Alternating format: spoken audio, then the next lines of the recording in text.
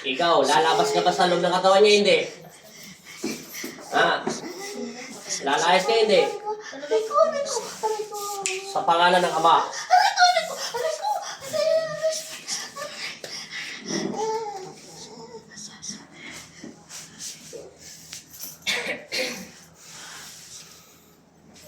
Mabantot ang nasa ng espiritu niya. Hindi siya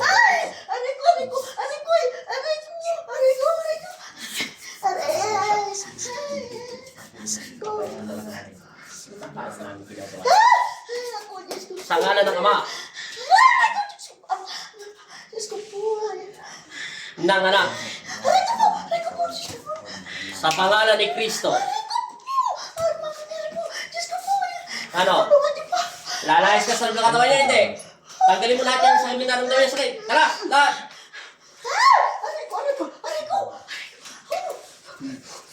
Lahat. Tanggalin mo lahat. Tanggalin mo lahat yan. Pupusin lahat. Tanggalin mo, nilagay mo sa kanya.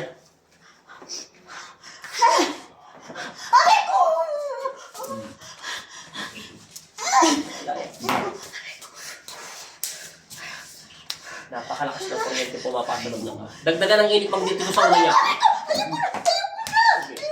Lagyan ulit ng apoy magnetiko sa katawan niya. Kalasin mo lahat yan. Sige. Tanggalin mo lahat yung sakit.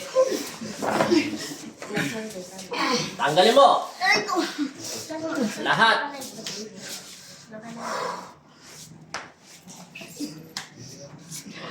Papasok ka pa sa loob ng katawan niya, hindi na. Tinatanong kita, papasok ka sa loob ng katawan niya, hindi na. Oy, masamang espiritu. Alam kong naririnig mo ako. Hindi naman kita masasaktan ng ganyan kung wala ka sa loob ng espiritu niya. Papasok ka pa sa loob ng katawan niya, hindi na. Hindi na. Matagal ka na ba sa loob ng espiritu niya? Gaano ka nakatagal sa loob ng katawan niya? 1 taon, 1 buwan, 6 na buwan, 5 taon, 10 taon. Ilang buwan ka na sa loob ng katawan niya? Ilang taon ka na sa loob ng katawan niya? Sige. Bakit ka na sa loob ng espiritu niya? Tanggalin mo lahat ninigay mo sa kanya. Kilala mo ba si Yeso Cristo? Sagutin mo yung tanong ko, kilala mo ba si Cristo? Kung kilala mo si Cristo, sambitin mo ang pangalan niya. Sabihin mo nga, ang pangalan ng Diyos namin ay si Cristo. Okay, kalasin mo lahat. Babae ka lalaki? Sa pangalan ng Ama. Aray ko, babae. Matanda bata. Matanda ka bata. Hindi ganong bata. Sige, may asawa wala? Meron. Ilan ang asawa? 2, 3, 4. Ilan ang asawa? Ilan ang asawa mo? May anak ka wala? Ilan ang anak mo? Ilan ang anak mo?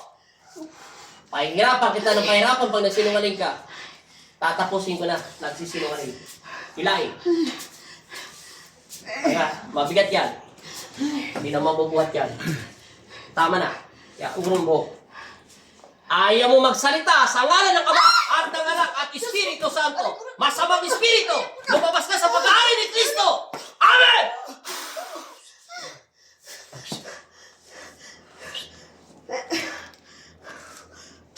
Layas! Gising. Sabi mo in Jesus' name. Jesus' name. Amen. Amen. Tulungan. Takot na takot ka humaok sa kanya. Asan tubig niya? Ayaw mo ng tubig konti. Huminga ka ng natural, te.